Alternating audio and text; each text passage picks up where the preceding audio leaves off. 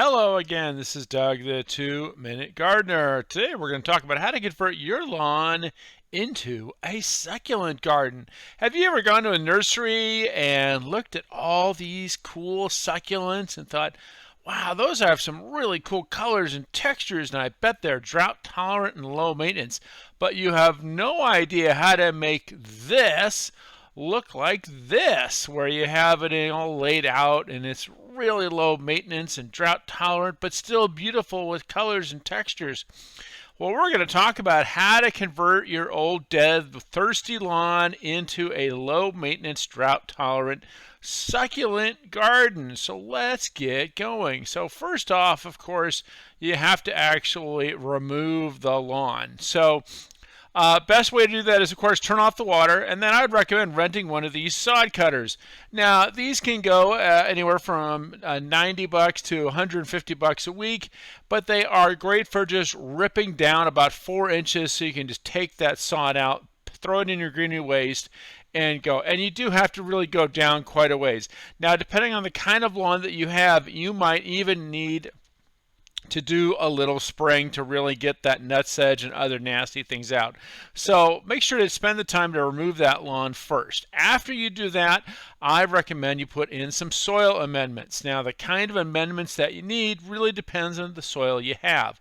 But generally, succulents want to have really good draining soil. So you can use some succulent mix or just plain amendments. If you have heavy clay soils, I recommend this soil building conditioner to loosen up that clay and really get the soil draining well.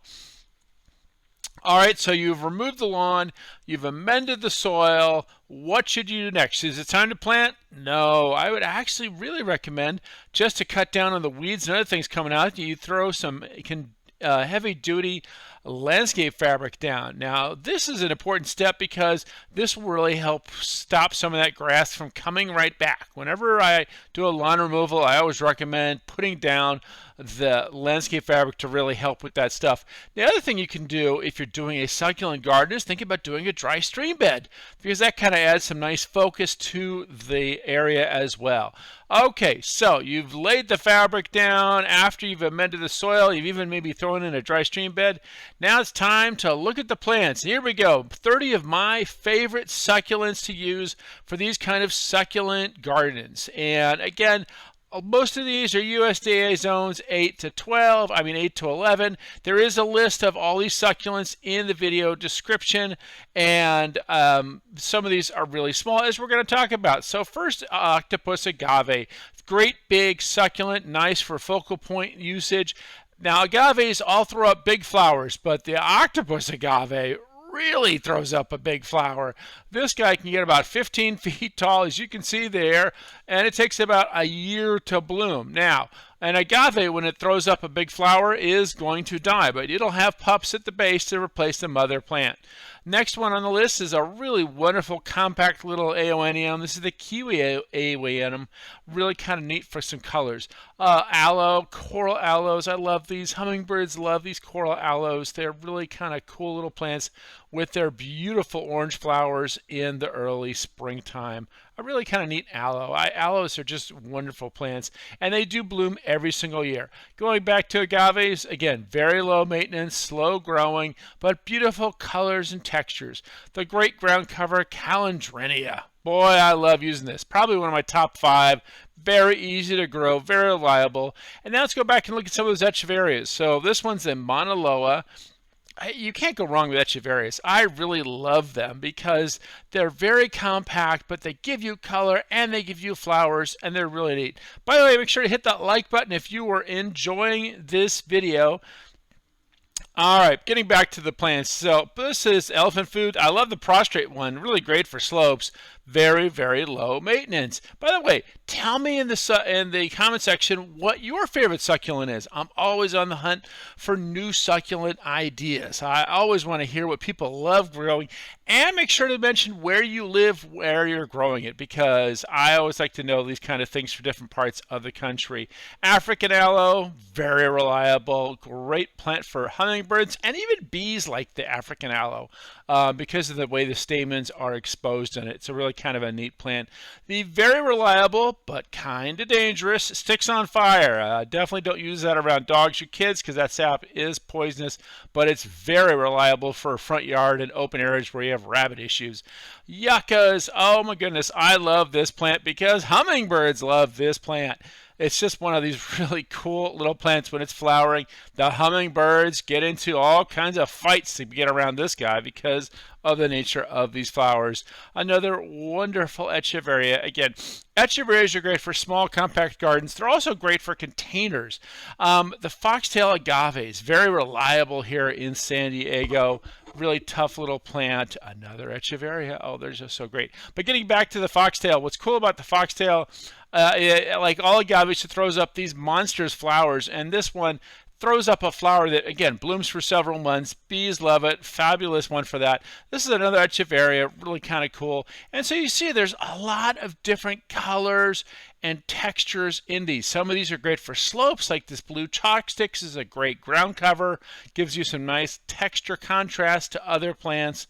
Others are great for containers and small spaces. Again, echeverias are great for small little spaces, but lots of great colors, textures, some different combinations of plants.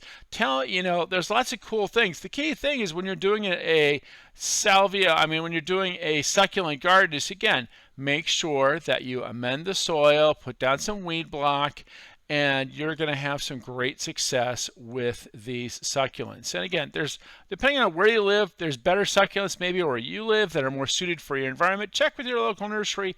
But again, succulents are a great way to lower the maintenance and lower the work in your garden as we kind of go through all the rest of these cool ones. Some of these, especially this one, the paddle plant is a really cool plant.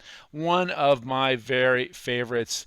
Big flower stalk, but it doesn't die. So even though it throws these flowers up, the plant doesn't die and you can have it. All right, so after you've planted your plant, your wonderful, fabulous plants, what do you do next? Now you need to make some adjustments to the irrigation system. Generally with succulent gardens, you want to do a drip irrigation system. So first thing you got to do when you do that is make sure to change out the valves. So these are drip irrigation valves. They have pressure reducers on them.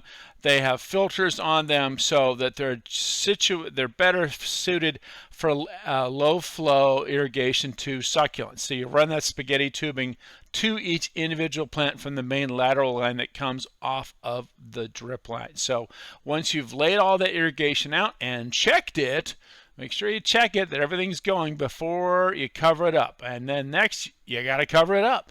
So now you want to cover up some nice mulch. Now, most people who do succulent gardens like to do the rock mulch, kind of more of a rocky garden. Lots of different rocks out there. The great thing about rocks is they last a very, very long time. They're very low maintenance. Again, low maintenance is what you're trying to establish. Lots of different color combinations for the rocks out there. The rocks you see right here in this little display, those generally run about $200 to $400 a ton. Now, what does that mean? A ton of this little cobble rock will cover roughly 100 square feet, 2 inches deep. So there you go. $200 to cover 100 square feet. Now, you don't have to use a rock mulch. There is no rule that says you need to. You can use a wood mulch. A wood mulch is going to cost half of what a rock mulch does. Definitely looks different. The nice thing about it is it kind of lowers your expense initially, but with wood mulch, you do have to replace it every 3 or 4 years. It's just going to kind of wear down with the environment. Last, I recommend you throw a little pre-emergent herbicide like this preen on there to kind of help reduce the weeds that pop up through it. It doesn't kill any plants. It just stops weeds from germinating in the garden. Again, to help with some of the maintenance. Finally, after you've done the mulching and the preen and everything else, don't forget to hose it all down. You want to get the dust and the preen off the plants to really make it all look good. Well, there you go. That's how you convert a lawn into a succulent garden, a beautiful one like this one. If you enjoyed this video, make sure to hit that like button and subscribe to get more of my garden videos. Until next time, this is Doug, the 2-Minute Gardener, saying thanks for watching.